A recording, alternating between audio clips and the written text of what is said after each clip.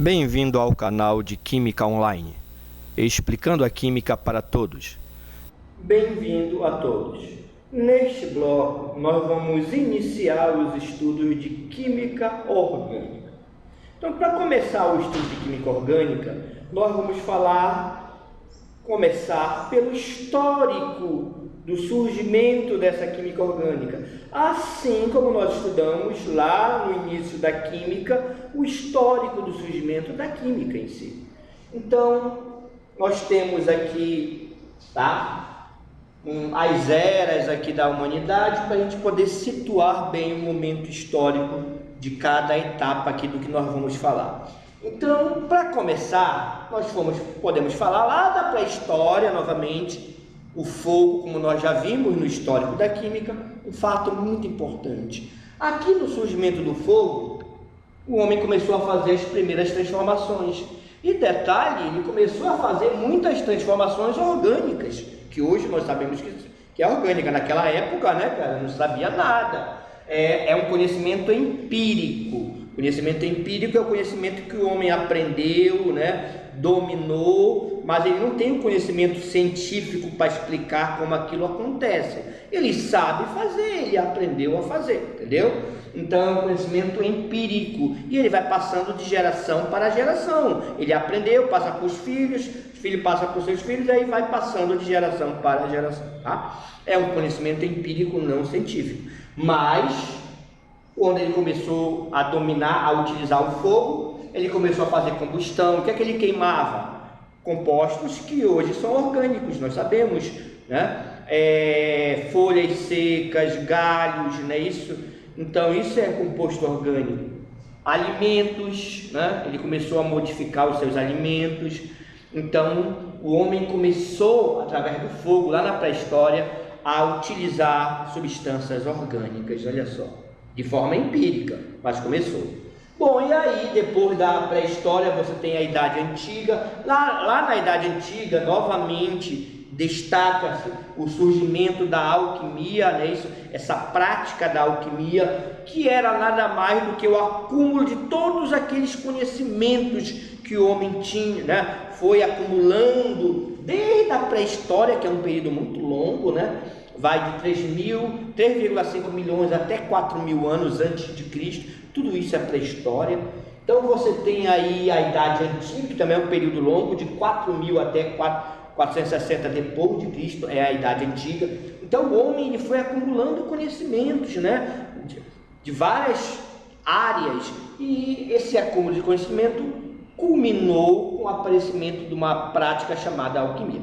A alquimia, como eu já falei para vocês, ela foi importante porque ela desenvolveu técnicas, né, equipamentos, e essas técnicas e equipamentos que a alquimia, né, desenvolveu, eles foram fundamentais para o homem para fazer extrações, né, retirar a substância. Então nessa Idade Antiga, né, entrando na Idade Média, o homem ele fez muitas extrações, ele extraía muitas substâncias, né? Você tem o álcool, já era conhecido há muito tempo, né? O vinagre também era conhecido há muito tempo, óleos. Então o homem extraía substâncias há milhares de anos, tá bom? Então, muito antes da química surgir, não é isso? Porque se você lembrar, a química surge aqui, ó, em 1661, né?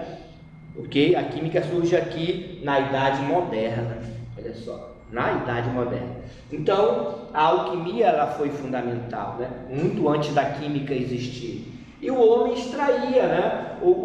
A alquimia ela auxiliou nesse desenvolvimento dessas técnicas de extração. Então, você tem o ácido tartárico, né, extraído da uva, o ácido lático extraído do leite, o ácido cítrico extraído do limão, né?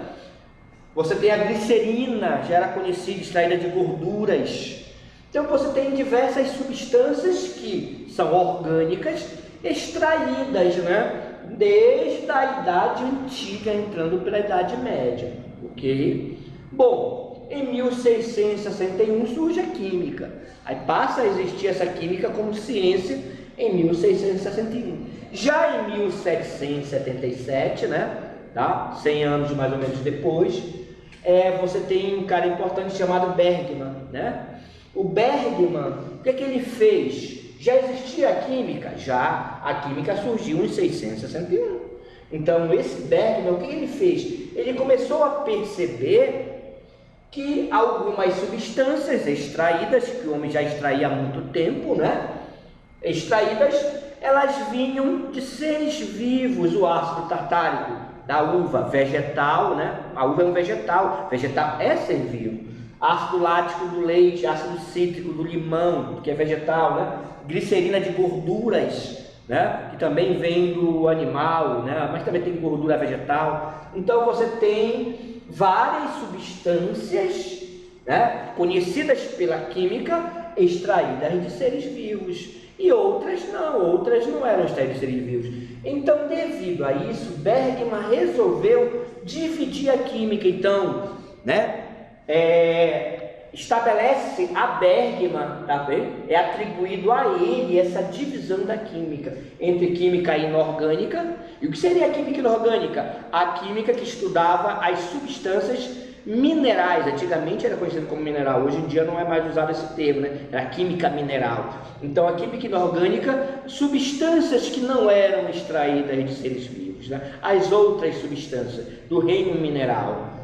Química orgânica, ela estudaria somente as substâncias que eram extraídas, a fonte dela vinha de um ser vivo, animal ou vegetal, entendeu essa divisão? Então Bergman dividiu a química aqui, cerca de 100 anos depois, né, mais ou menos, um pouco mais, do surgimento da química em 1661, tá bom? Então, importante aqui no cara da orgânica, Bergman, ele dividiu a química, tá? Então esse cara é importante. Aí você tinha a partir desse momento duas químicas, a química inorgânica e a química orgânica. Outro cara importante que eu já falei para vocês lá no histórico da química mesmo, lá esse cara foi muito importante, o Lavoisier, né? Um dos maiores químicos que existiu no planeta. Então Lavoisier, tá? Ele concomitante, ou seja, ao mesmo tempo que Bergman fez essa separação, Lavoisier já começou também a analisar os compostos extraídos de seres vivos, né? Que Bergman chamou de quê? Orgânicos, não é isso? Compostos orgânicos, da química orgânica. Então, Lavoisier já vinha analisando esses compostos e ele percebeu que todo composto que era classificado como orgânico por Bergman, ele sempre tinha o elemento carbono. Esse é um fato muito importante que nós vamos ver mais adiante. Mas é um fato importante descoberto por Lavoisier. Todo composto orgânico tinha carbono, não tinha só o carbono.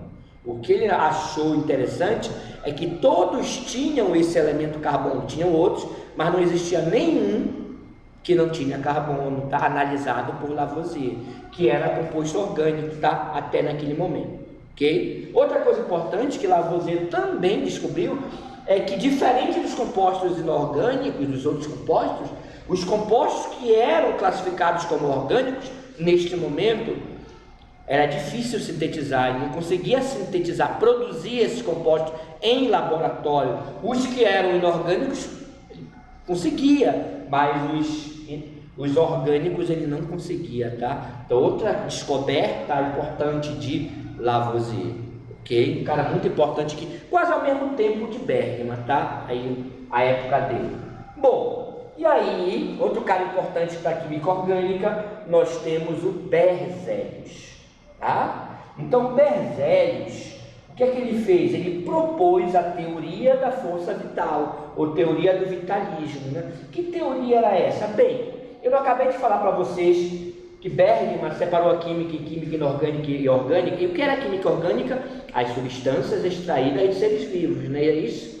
Animal ou vegetal. Lavoisier descobriu que era difícil sintetizar os compostos orgânicos em laboratório, fabricá-los em laboratório. Em geral, eles eram extraídos dos seres vivos, não era fabricado. Os inorgânicos eram, mas os orgânicos não.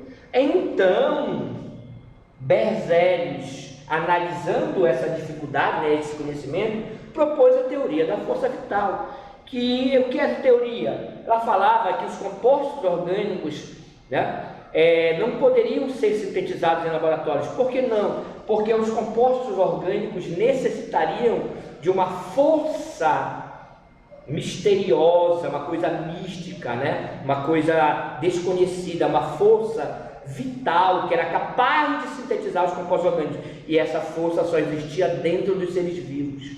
Então somente o ser vivo tinha essa força misteriosa, essa coisa mística, era uma força vital dentro dele, e devido a essa força os compostos orgânicos eram fabricados somente pelos seres vivos. Em outras palavras, ele quis falar que era impossível sintetizar composto orgânico, né? Porque necessitaria dessa força vital que era encontrada somente no interior dos seres vivos, ok? Então é uma teoria ainda, né, a ser uma pitada ainda lá da alquimia, né, de coisa mística, de força misteriosa, tá? Contrariando um pouco já a química como ciência, mas que naquele momento não se podia falar que estava errado. Por que não, professor? Porque naquele momento existia alguma substância orgânica produzida em laboratório? Não existia. E todas eram extraídas de seres vivos. Então essa teoria é válida, porque não tinha composto produzido em laboratório, era tudo extraído de seres vivos, entendeu? Então é a teoria da força vital. Então não esqueça, Berzelius propôs essa teoria, mas não durou muito, né? Mais ou menos uns 30 anos depois, Friedrich Wöhler, que foi discípulo de Berzelius, aluno de Berzelius, era aluno dele, ele derrubou a teoria do professor, né? Ele derrubou a teoria da... Como ele derrubou? Ele sintetizou a primeira substância orgânica.